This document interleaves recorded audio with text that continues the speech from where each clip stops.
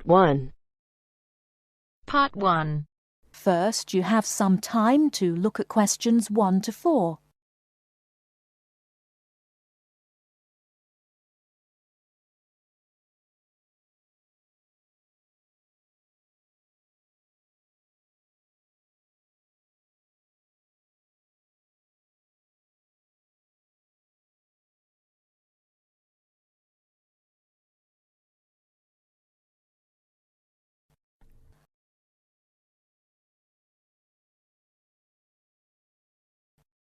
Listen carefully and answer questions 1 to 4.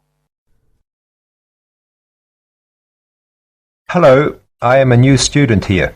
Hello, what can I do for you? Can you tell me what the student union does? Well, we're part of the National Union of Students, who represent students' interests across the country. We provide services for all students at this college. What kind of services?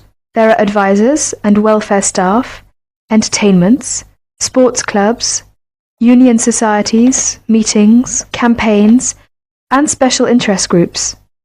We offer everything from ballroom dancing to karate, jazz, and political debates. Sounds great. How can you help overseas students? As I've said, we have welfare officers who are used to the sort of problems overseas students may have. They know where to get advice on a particular situation, or basically give whatever help is asked for.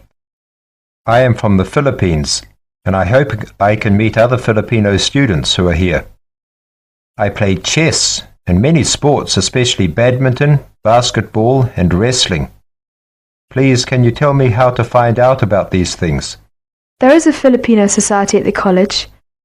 Regular meetings take place and lots of social activities are organized, such as meals, plays, and dances. The society is made up of Filipino students and other students who have an interest in the Philippines. And what about the sports? Does the union offer the ones I'm interested in? Yes, we do. There are basketball and wrestling teams. If you want to play in one of the college teams, you have to go along to training sessions and compete for a place. For badminton, you can either go to the badminton club or book a court to play with friends. Is there also a chess club or team? No, I'm afraid not. It may be best for you to put a notice on our notice board to find other players. Will that cost me anything? No, it's a free service available to all students, but you have to give your notice to a union officer first, so that it's fair for everyone who wants to use the notice board. I only have a room for 1 month at the moment. I need to find a house or a flat to live in near the college. Are you able to help me with any accommodation problems? There are always rooms available in shared flats or houses on our notice board. The college has some of its own accommodation, and you can also apply for these. If you have any problems at all, you should talk to one of the student union's welfare officers, who can give specialist advice on accommodation. Thank you for your help. You're welcome. Now would you mind helping us? We're conducting a survey to learn more about the students who visit our union office, so that we can improve our services. Would you mind if I asked you a few questions? Not at all.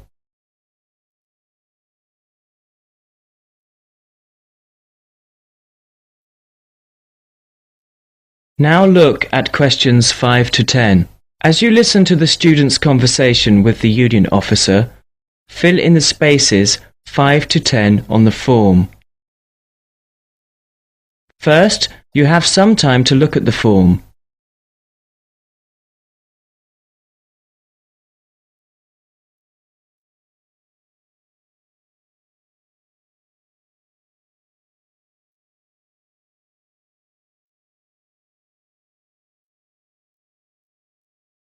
Now listen carefully and fill in gaps 5 to 10. Now would you mind helping us? We're conducting a survey to learn more about the students who visit our union office, so that we can improve our services. Would you mind if I asked you a few questions? Not at all. First of all, what is your name? My name is Cesar Bautisto. How do you spell your last name? Bautisto. T-O. Thank you. And what are you studying? Development Economics. I see. And how long is the course for? 1 year. It's a postgraduate diploma. What would you like to do at the end of it? Have you made your mind up yet? Yes, I'd like to be a United Nations project advisor. Oh, would you? That sounds interesting. Tell me, though, why have you chosen this university? It's got a good reputation in the field of economics. And you say you come from the Philippines? Yes, that's right. And which city do you come from? Manila.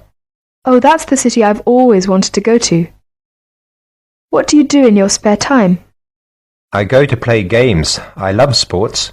Ah, yes, you mentioned that. Basketball, badminton, and wrestling, wasn't it? Yes, that's right. Okay, that's it. I'll add your name to our mailing list. We appreciate your help with this survey. If you have any suggestions, be sure to give us a call or drop by at any time. All right, I will. Thank you. Bye. Bye.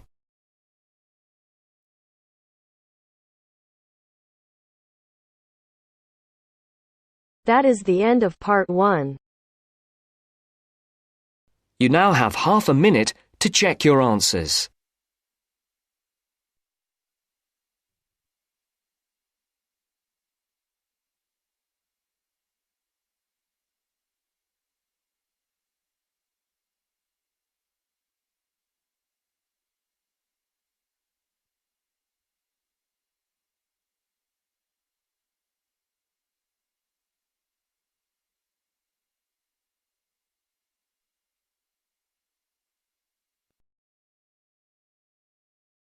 Now turns to part 2. Part 2. Everyone knows that we have achieved a huge amount in terms of space exploration. First, you have some time to look at questions 11 to 16.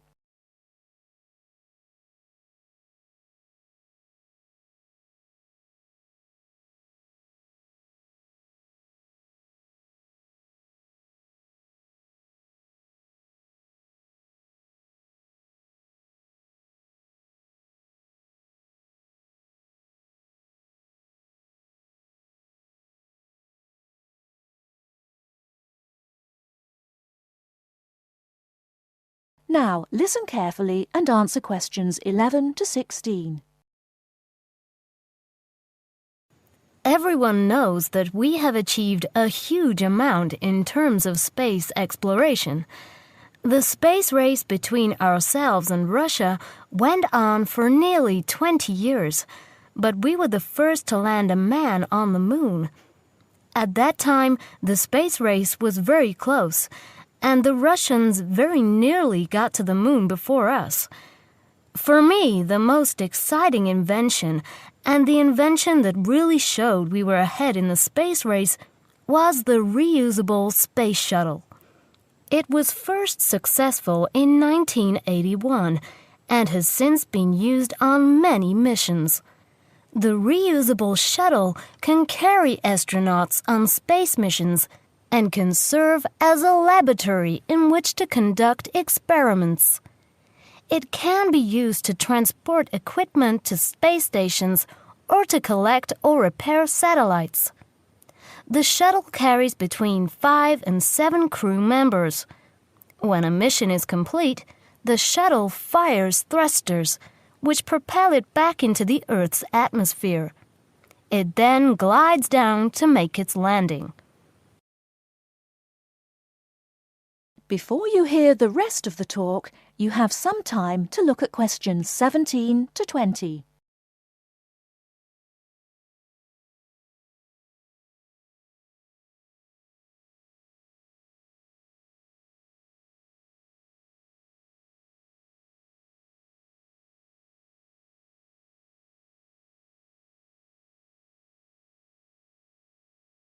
Now listen and answer questions 17 to 20.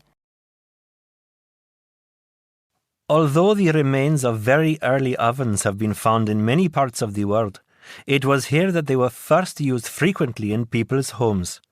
In ancient Greece and in other parts of Europe and Turkey, people used ovens to bake bread. But it seems there was only one large oven that everyone shared. Here the remains of villages from 5,000 years ago show that each mud brick house was constructed with an oven, and that baking bread and perhaps cooking meat was very common.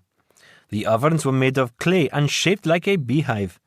Inside they had shelves, so that a number of loaves could be cooked together, and an opening at the bottom from which ash could be removed. That is the end of part 2. You now have half a minute to check your answers.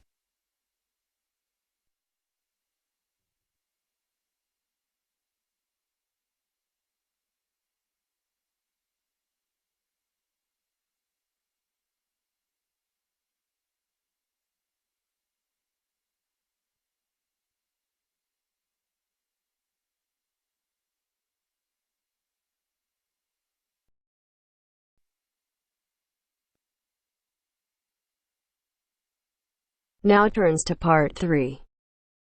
Part 3.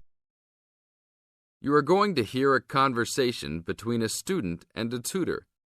First, you have some time to look at questions 21 to 25.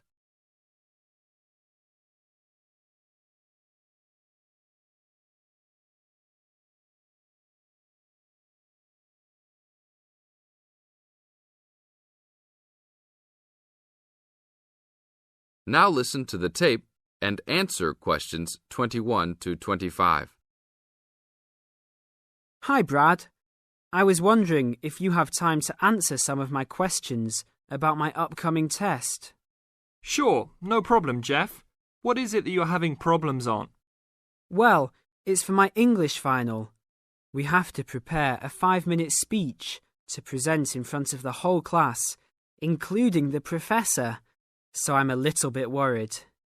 Is there any specific topic, or can you do it on whatever you want? It has to have something to do with the origins of English literature.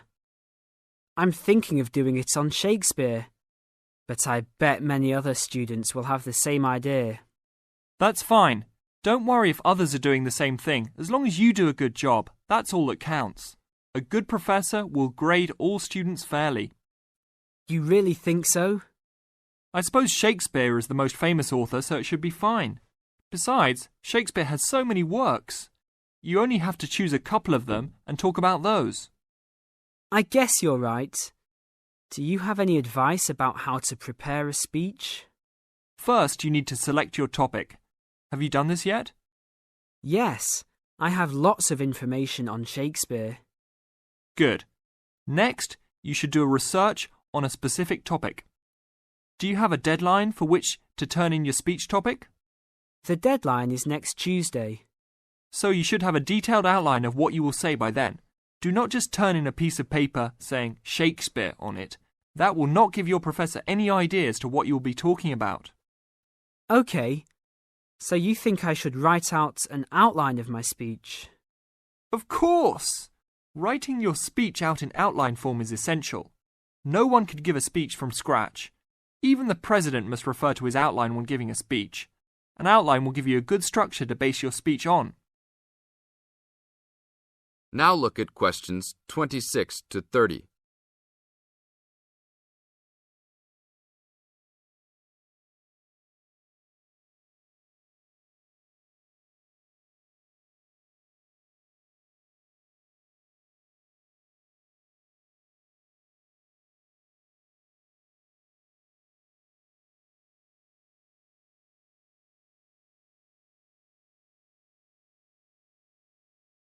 Now listen to the tape and answer questions 26 to 30. That's true. I was thinking that I would do an outline last, after I figured everything out. But I think your idea is better. What should I do after I have an outline prepared? You should then write the speech out, word for word, what you're going to say. This is so you'll have a firm idea of what you will say. It doesn't mean that the speech you will give will be exactly the same, but at least you have a fairly good idea what the final product will be. At this point, I can read it over for you if you want. Really? That would be great. I would appreciate that so much. No problem. Once you write it out, the next step is to practice giving the speech. At first, you can do it in front of the mirror, so you can see your expressions in your presentation. After that, you should practice giving your speech to some friends. I can listen to it for you too. That's a great idea. I really owe you a big favour then. Sure, you can do my Latin homework for me. Just kidding. Seriously, don't worry about it. I can help you with anything you need. So when is the speech due? Well, the speech topic is due next Tuesday. The speech itself will be due next Friday. I can help you any time you want because I have no tests this next week. Besides, I'm an English major and Shakespeare's one of my favourite authors, so helping you out will be no big deal. Thanks so much. Well, I'm going to the library to get started on all this. I'll call you tomorrow. See you tomorrow then. That is the end of part 3. You now have half a minute to check your answers.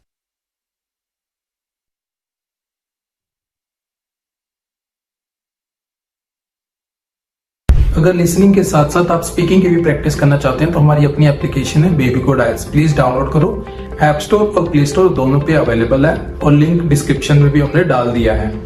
यहाँ पे आप AI teacher को जितने चाहें उतनी बार speaking test दे सकते हो, जब चाहें तब।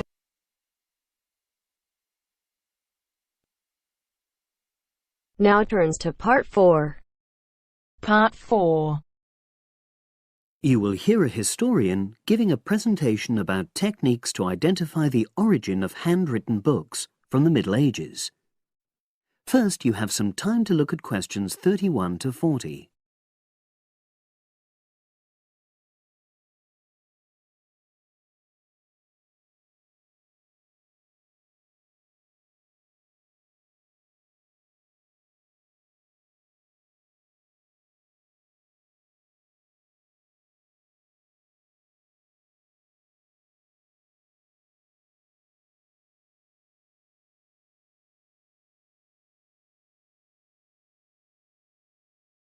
Now listen and answer questions 31 to 40.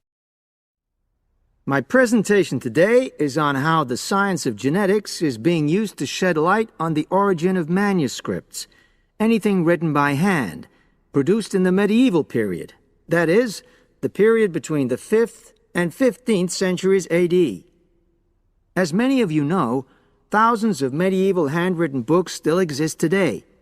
Some of them have a clear provenance. That is, we know exactly where and when they were written. But the origin of many manuscripts has been a complete mystery.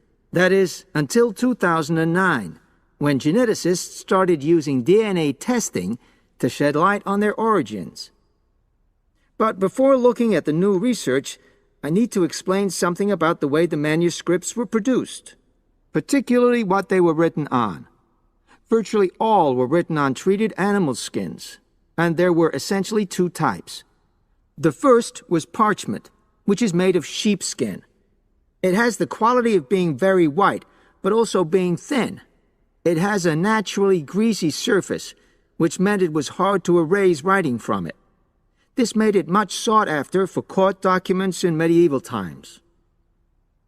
The second type is vellum, which is calfskin.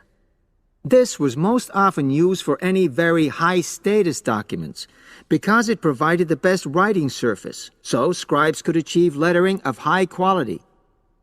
So, once the animal hides had been chosen, they had to be prepared. Where the right materials were on hand, the skins were put into large barrels or vats of lime, where they were agitated or stirred frequently. But if lime wasn't available, then the hides were buried. Both these techniques were designed to cause the hair to slough off and the skins to become gelatinous and therefore more flexible.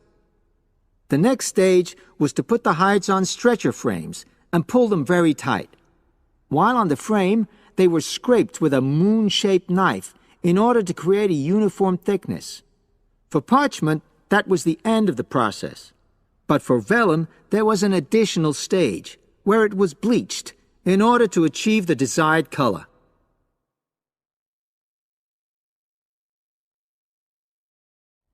So, what does all this preparation mean for the quest to identify the origins of mystery manuscripts?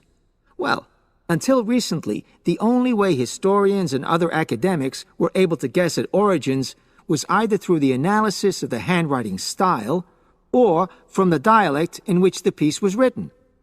But these techniques have proven unreliable for a number of reasons. It was thus decided to try to look at the problem from a different angle, to start from what is known, that is, the small number of manuscripts whose origins we do already know.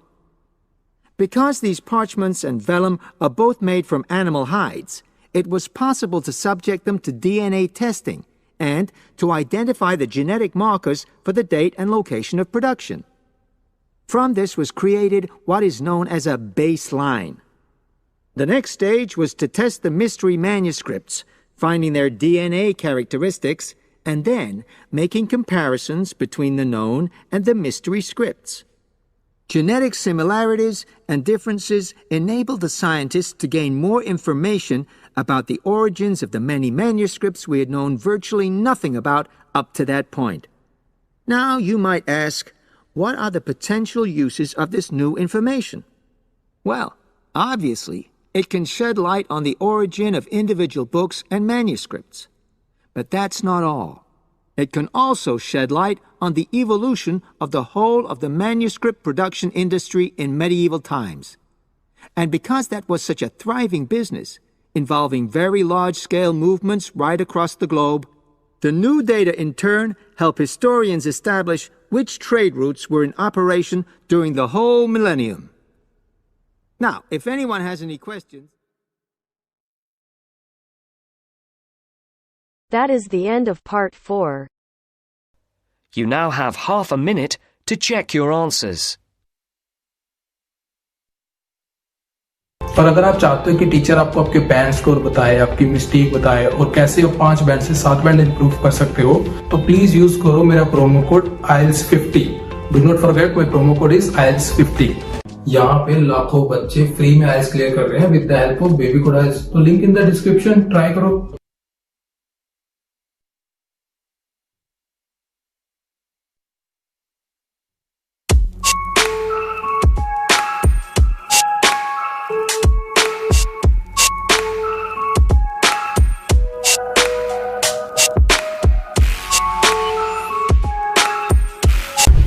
अभी तक baby code app download नहीं की तो यहाँ पे सिर्फ speaking, listening, reading, writing सारे के सारे फ्री में मॉड्यूल अवेलेबल है, वो भी लेटेस्ट कंटेक्स्ट के साथ. और तो यहाँ पे IELTS की लाइव क्लासेस भी देते हैं ITP अप्रूव्ड टीचर फ्री में.